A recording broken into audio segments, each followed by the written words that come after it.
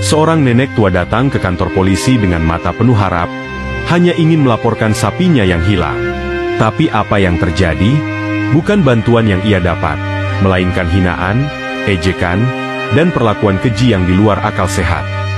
Mereka bilang, "Udah tua, miskin, rewel pula. Sana pulang aja, nanti juga sapimu balik sendiri." Seisi kantor malah menertawakannya. Bahkan ada yang menyiram kakinya dengan air kotor. Namun, ada satu hal yang polisi itu tidak tahu.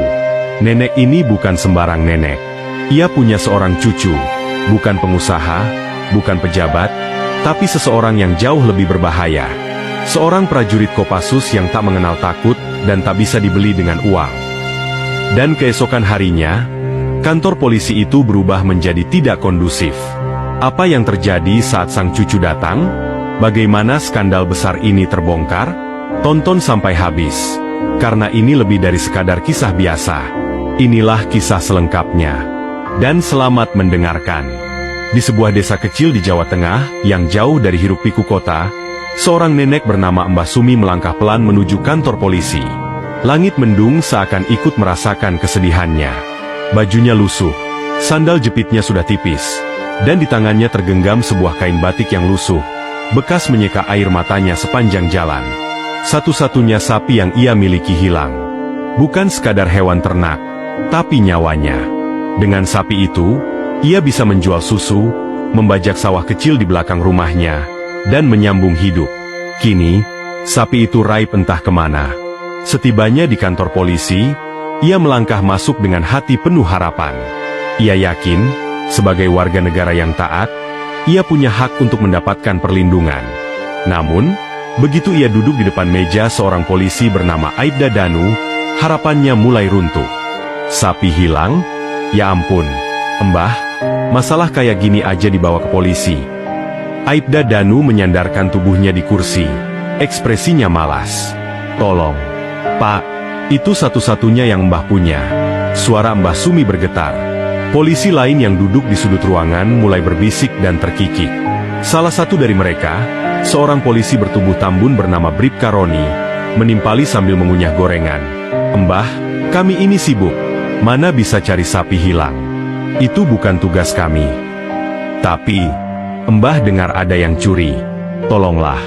"Pak, Mbah nggak punya siapa-siapa." Aibda Danu mendengus dan berdecak. "Ya kalau mau kami urus, ada biaya administrasi dulu, Mbah." Mbah Sumi mengernyitkan dahi. "Administrasi? Maksudnya apa, Pak?" 20 juta. Baru kami gerak." Aibda Danu menatap nenek itu dengan ekspresi datar. Seakan meminta 20 juta rupiah dari seorang nenek miskin adalah hal biasa. Ruangan mendadak sunyi. Mbah Sumi terpaku. "Pak, Mbah cuma punya uang buat makan sehari-hari. Gimana bisa bayar segitu?" Bribka Roni tertawa keras. "Ya udah, Mbah, pulang aja. Kalau nggak bisa bayar, jangan repotin kami. Tolonglah, Pak. Sapi itu satu-satunya yang Mbah punya." Mbah Sumi mengulangi kalimatnya, kali ini suaranya serak, hampir menangis. "Sapi doang, Mbah. Nggak usah lebay.